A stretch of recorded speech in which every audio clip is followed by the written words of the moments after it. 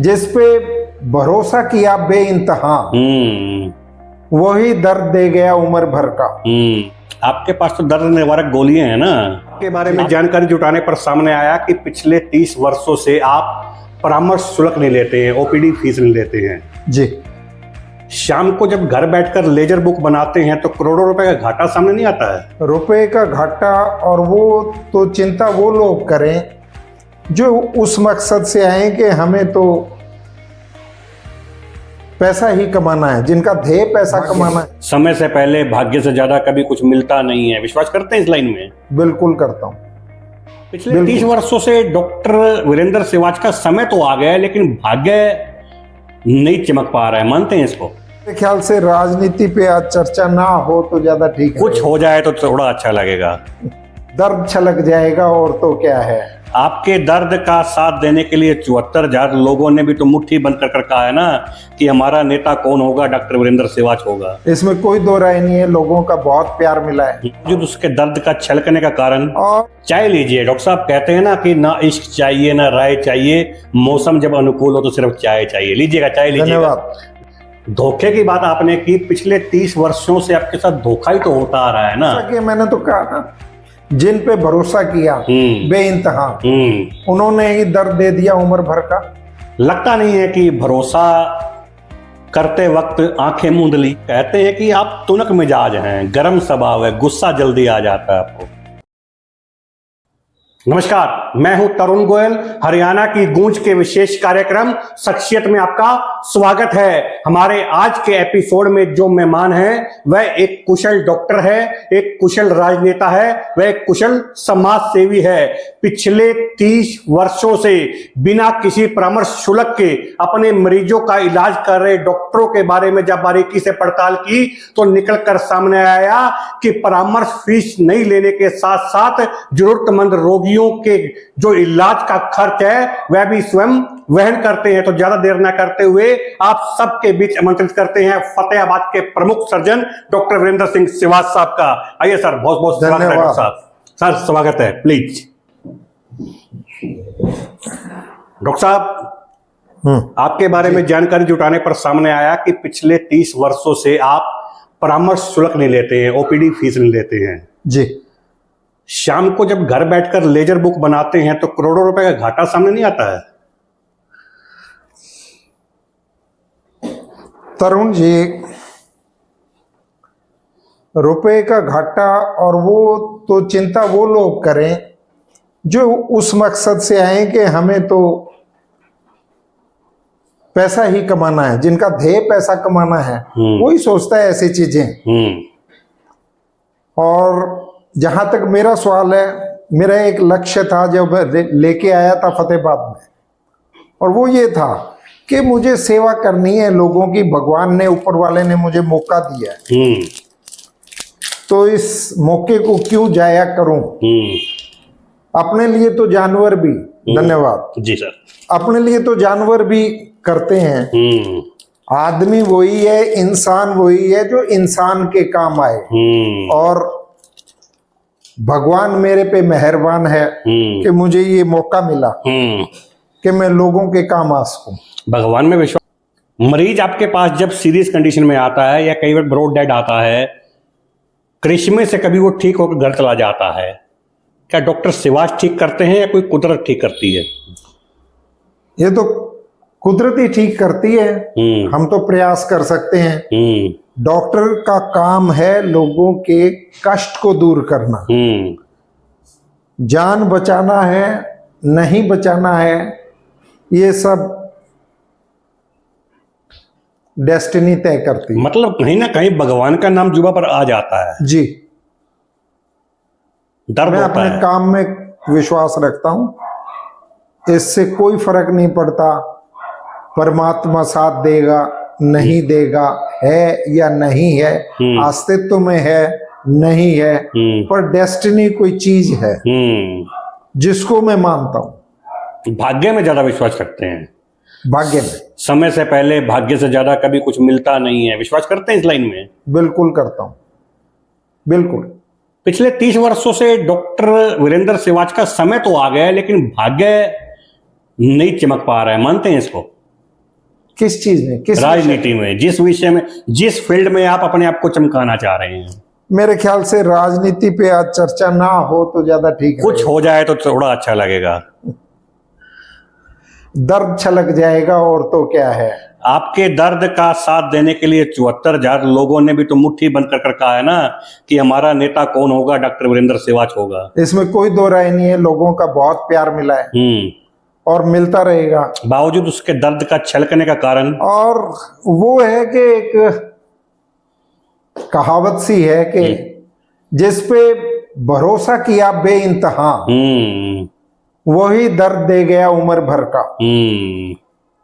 तो जिन जिन पे भरोसा किया उन्होंने दर्द दिया है। आपके पास तो दर्द निवारक गोलियां हैं ना। आपको वो राजनीति की दर्द की गोलियां नहीं है। वो मरीजों को ठीक करने की गोलियां हैं और इन चीजों से कोई फर्क नहीं पड़ता।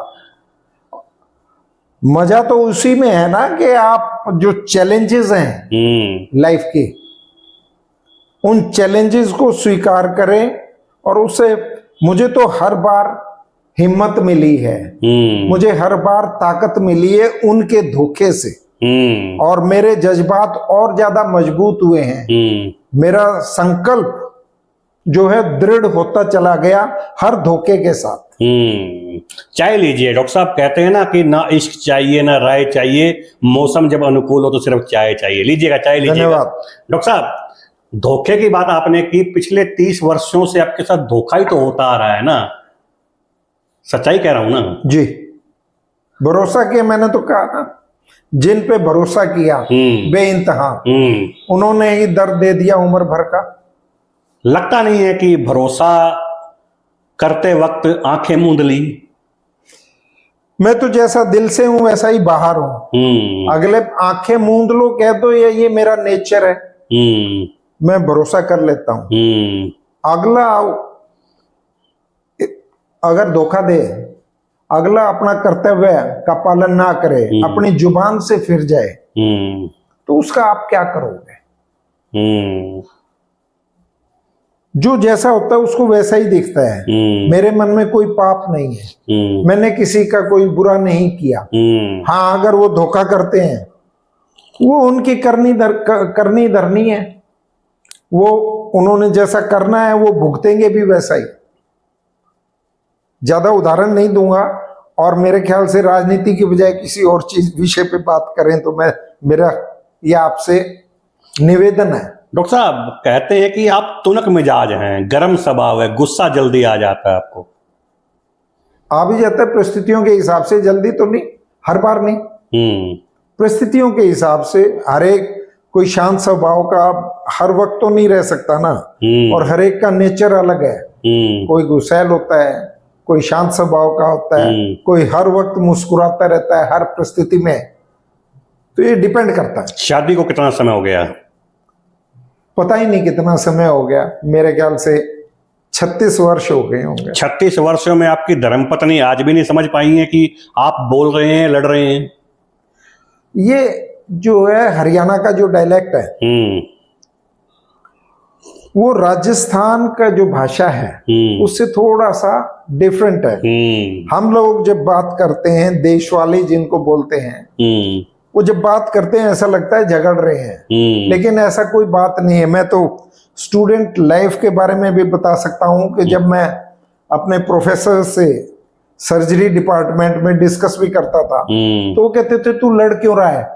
मैंने कहा सर लड़ नहीं रहा हूँ, डिस्कशन कर रहा हूँ। तो ये हमारा डायलेक्ट ऐसा है, हमारा जो बोल है वो थोड़ा सा तेज है, तेज आवाज में बात करते तो ऐसा लगता है कि झगड़ रहे हैं। अब आपको भी शायद लगेगा कि मैं झगड़ रहा हूँ, पर ऐसा कुछ है नहीं, आपसे तो प्यार है। डॉक्टर साहब, जब भी हम किसी मेहमान को अपने स्टूडियो में आमंत्रित करते हैं, हम रिसर्च करते हैं। रिसर्च करने पर सामने आया कि आप समय नहीं दे पाते हैं अपनी धर्मपत्नी को। मैडम को एक शिकायत रहती है कि दिन भर ओपीडी में रहने के बावजूद आप शाम को विधानसभा क्षेत्र में चले जाते हैं, विधानसभा क्षेत्र में नहीं होते हैं तो आप चुपचाप रहते हैं, उनको समय नहीं दे पाते हैं आप। ऐसा तो नहीं है, क्योंकि एक लक्ष्य, जब इंसान एक लक्ष्य के बारे में सोचने लग जाता है कि मुझे ये लक्ष्य हासिल करना है, या किसी मेरा नेचर है कि जब मैं पढ़ाई किया करता था तो सिर्फ मैं पढ़ाई ही किया करता था। मेरे आसपास जो माहौल था चाहे कैसा ही था, मुझे फर्क नहीं पड़ता था। और जब मैं अब मेडिकल कॉलेज में जाना था तो एक लक्ष्य लिया था, तो मुझे फिर और चीज़ों का ध्यान नहीं होता था। मैंने मूवीज भी, जो पिक्चरें उस वक्त तो सिनेमा हॉल में जाते थे, ये तो होते ही नहीं थे, वीडियो वगैरह और सीडी वगैरह हुआ करती थी, और ये तो बाद में आए हैं ये। तो उस वक्त सिनेमा हॉल में ही पिक्चर्स देखी जाती थी। आप मानेंगे नहीं, मैंने 3rd ईयर MBBS में पहली पिक्चर देखी थी। तो मेरे आसपास के मेरे यार मित्र जो भी थे वो रेगुलरली जाते थे, सिनेमा हॉल जाते थे, मेडिकल कॉलेज में भी जाते थे, लेकिन मैं नहीं जाता था। 8वीं क्लास तक तो आप एवरेज स्टूडेंट थे, मेरी जानकारी में सामने आया है। जी। 9वीं से एकदम टर्निंग पॉइंट स्टार्ट होता है, आप पढ़ाई की ओर झुकाव हो जाता है। जी। मान लें कि 9वीं के बाद तो आपके पास समय नहीं था, उससे पहले तो समय था आपके पास। आप पिक्चर देखें, आप खेल खेलें, बैडमिंटन खेले, क्रिकेट खेले, तब खेल सकते थे आप। खेला करता था बचपन में, तो 9वीं क्लास तक तो कंचे भी खेला करते थे, गुल्ली डंडा भी खेला करते थे, पतंग भी उड़ाता था और पतंग लूटता भी था, स्टापू भी खेलते थे। हर तरह का जो बचपन में हम लोग थे बच्चे वो खेला करते थे। टॉकिंग पॉइंट और रोकना चाह रहा हूँ डॉक्टर साहब।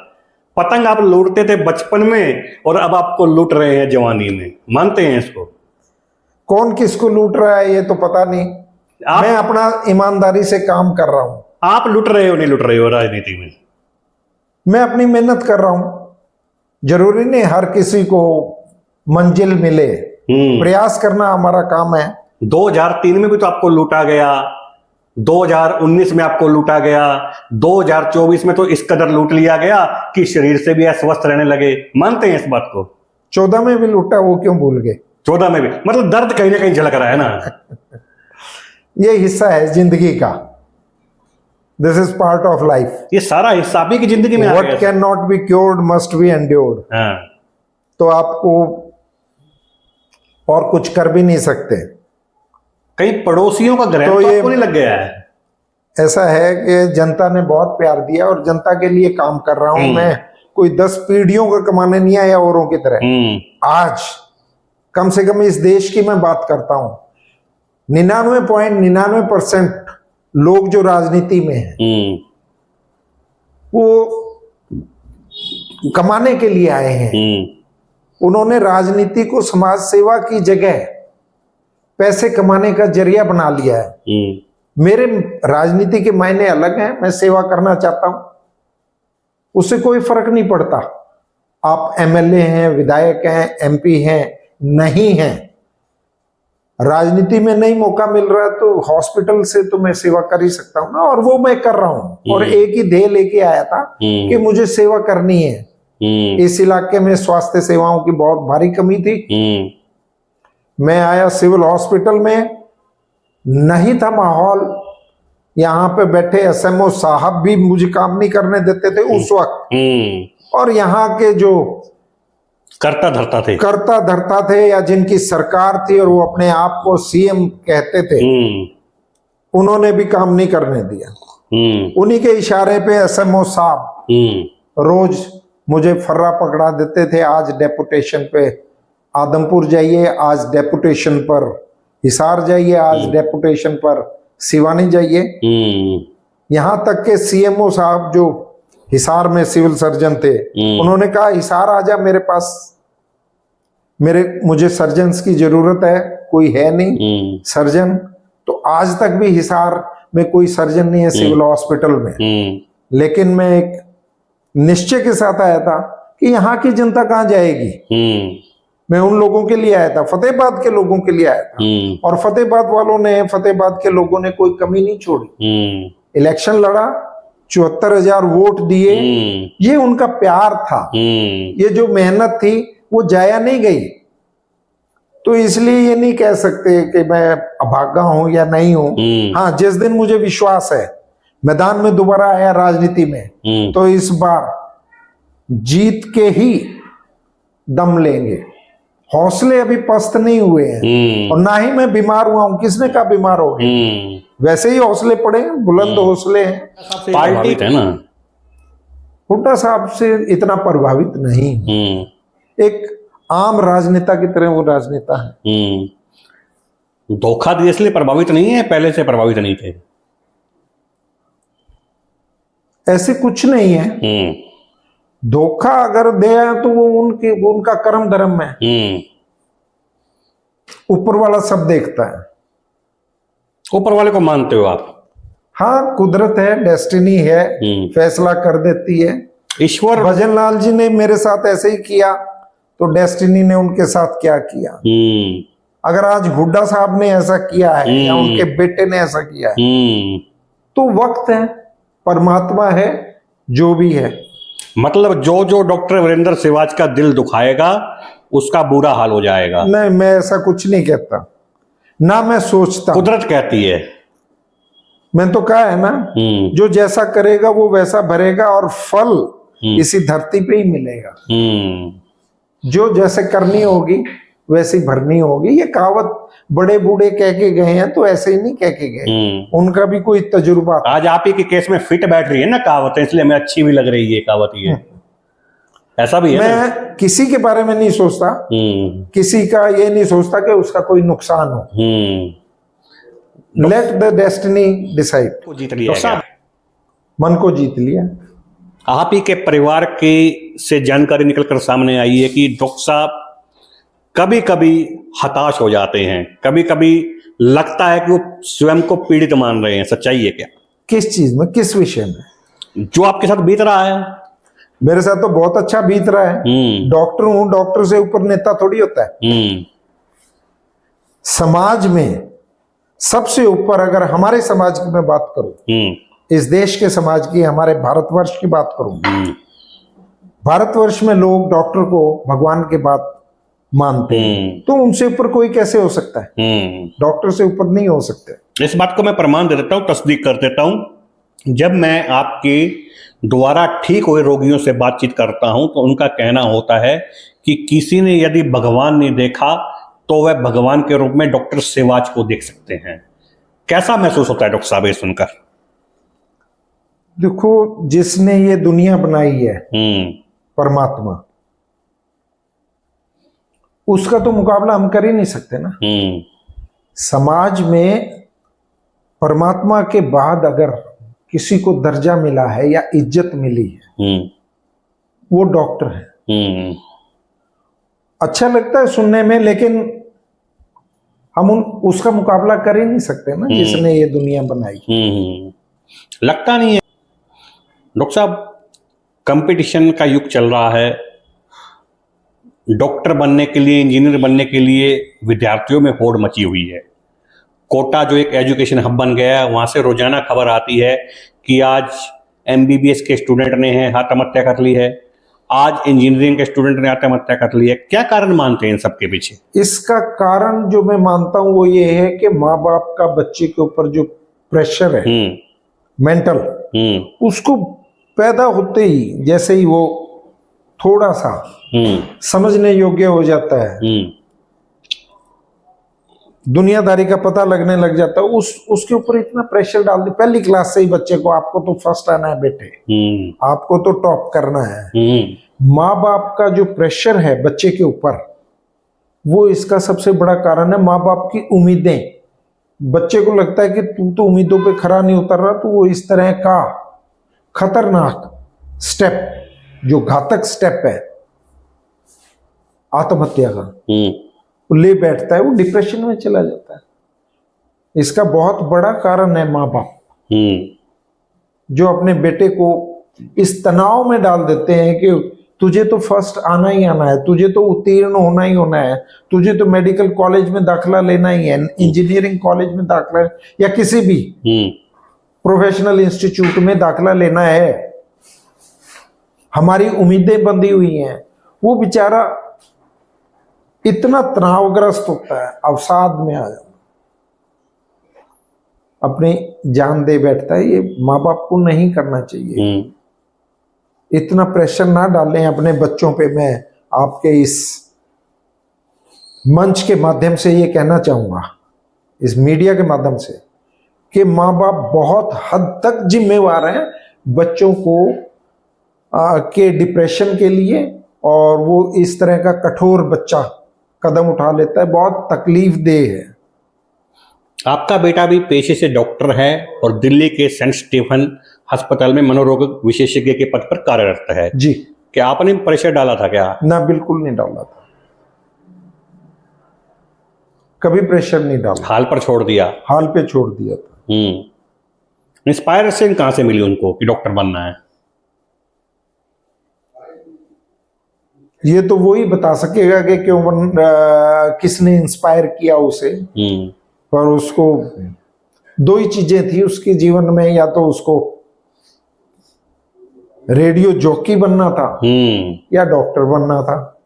उसको जो आसान लगा उसने वो चुन लिया। डॉक्टर साहब, कभी बेटा एतराज नहीं करता है कि आप फ्री ओपीडी कर रहे हैं? आज के जमाने में फ्री बांटने वाला तो कोई रहा ही नहीं है, एतराज नहीं करते हैं? नहीं, आज तक कभी नहीं उसने इस बात पे, ना मेरी धर्मपत्नी ने कभी, हमेशा साथ दिया है दोनों ने, बच्चों ने भी और धर्मपत्नी ने भी मेरा साथ दिया है। डॉक्टर साहब, पिछले 30 वर्षों से आप रोगियों की सेवा कर रहे हैं।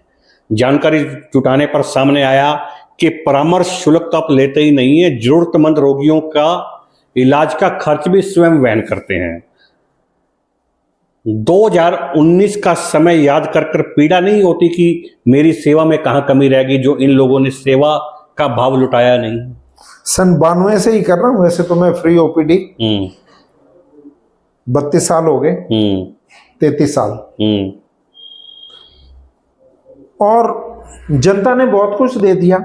हाँ, तकलीफ तो होती है, लोग कहते हैं कि जी वो पैसे में बिक गए, ये हो गया वो हो गया। नहीं, ऐसा कुछ नहीं है। पैसों से अगर इलेक्शन जीता जाता तो बड़े बड़े धन्ना सेठ राजनीति में हैं और मैदान में उनको जनता ने हराया भी है, उनको हार का सामना भी करना पड़ा है।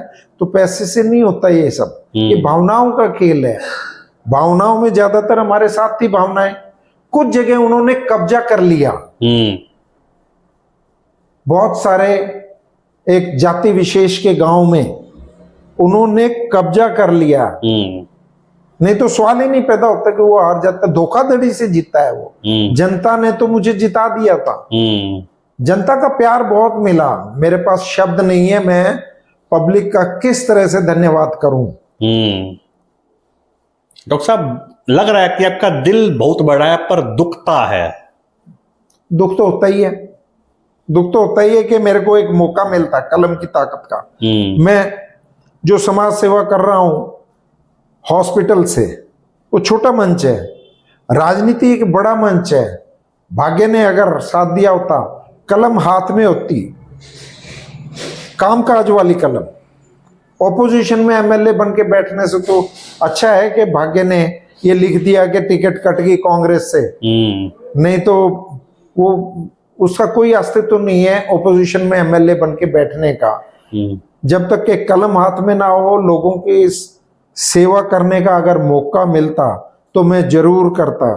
क्योंकि मैंने इलेक्शन भी 1 रुपया चंदा नहीं लिया किसी से।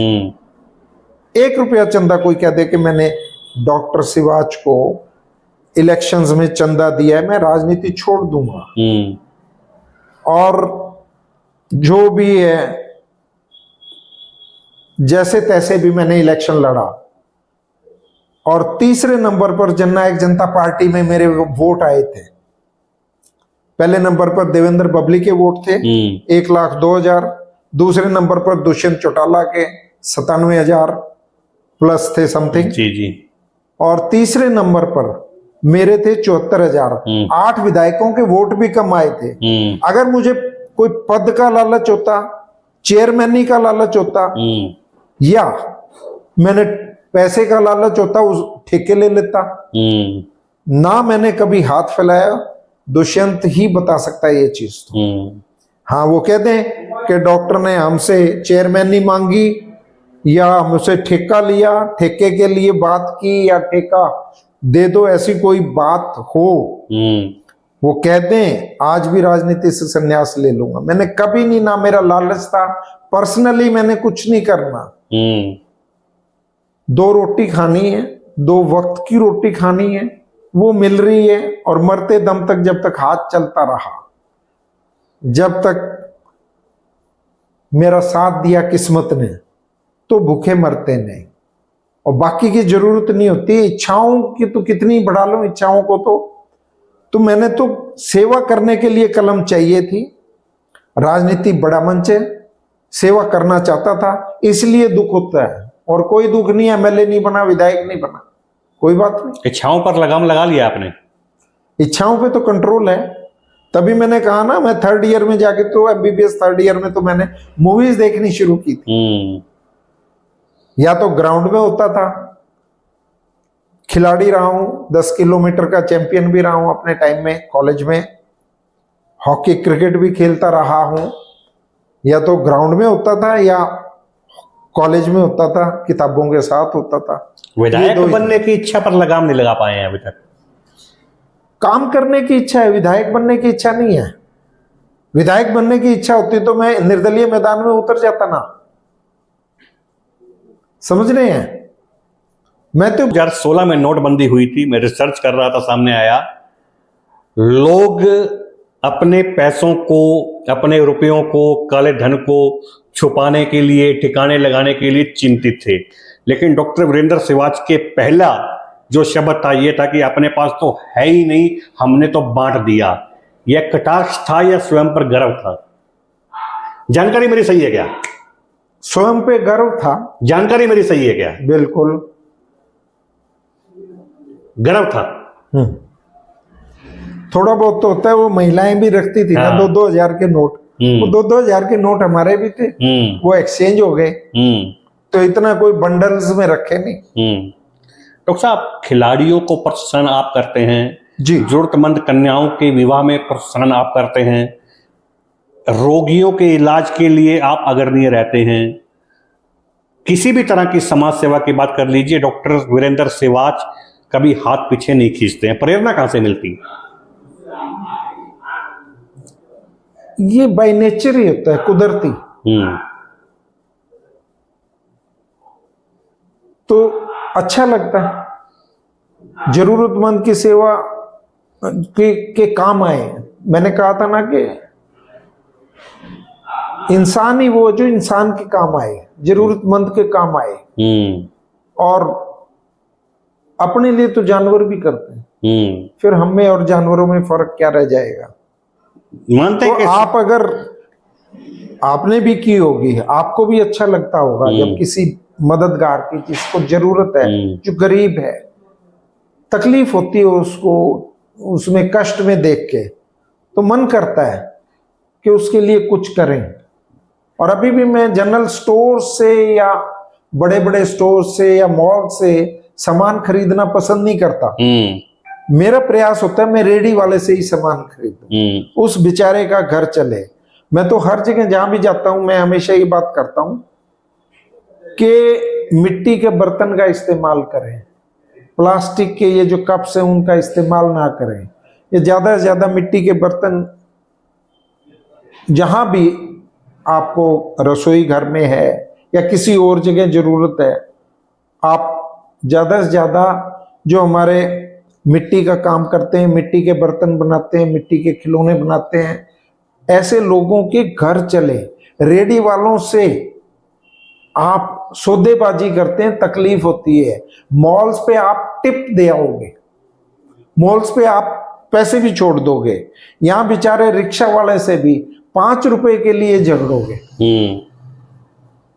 तो हम ये सोचते ही नहीं कि उसने भी अपना घर चलाना है, उसका भी परिवार है, उसका भी शाम को उसके बच्चे इंतजार कर रहे हैं कि मेरा पापा आएगा, हमारे लिए जी 2 वक्त की रोटी का इंतजाम करके आएगा।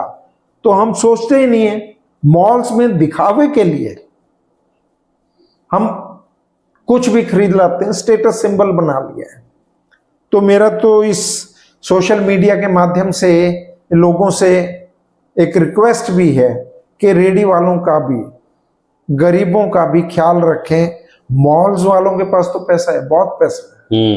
मॉल्स की बजाय हम अपने इन गरीब भाइयों का ख्याल रखें। रेडी वालों पे भी हमारे अच्छा सामान मिल सकता है। सौदेबाजी कम करें। अगर वो 5 रुपए मांग रहा है तो 7 रुपए देने में क्या हर्ज है, उसका बेचारे का घर चल जाएगा। होटल में जाके हम 200 रुपए तो कम से कम टिप्स देते हैं और 5 रुपए के लिए झगड़ा करते हैं, तो ये थोड़ा तकलीफ दे है। डॉक्टर साहब, अंतिम और अहम सवाल, जो लोग आपसे इंस्पायर हैं, जो माँ बाप चाहते हैं कि उनके बच्चे डॉक्टर वीरेंद्र सिवाच की तरह बने, उनके लिए क्या संदेश देना चाहेंगे? उनके लिए तो एक ही है, आज करे सो काल करे सो आज कर, आज करे सो अब कर, नंबर 1। Number 2 determination. नंबर 3 जो भी काम करो उसमें डेडिकेशन, डिसिप्लिन, पंक्चुअलिटी, ये 3-4 पॉइंट्स है। एंड डिसीजन मेकिंग, अगर इन पे ध्यान देंगे वो बच्चे, क्या डिटर्मिनेशन, कोई भी चीज असंभव नहीं है अगर वो ठान ले तो। डेडिकेशन के साथ करना पड़ेगा, पूरा समर्पण, उसमें पूरा का पूरा अपने आप को खोना पड़ेगा पाने के लिए। सफलता नजदीक रहेगी, सफल होगा। फतेहाबाद के प्रख्यात सर्जन डॉक्टर वीरेंद्र सिंह सिवाच साहब को आप सुन रहे थे, जिन्होंने आज हरियाणा की गूंज के विशेष कार्यक्रम शख्सियत में अपनी यात्रा के बारे में और अपनी जीवनी के बारे में बातचीत करते हुए कहा कि पिछले 32 से 33 वर्षों से वह फतेहाबाद के रोगियों की, लोगों की सेवा कर रहे हैं।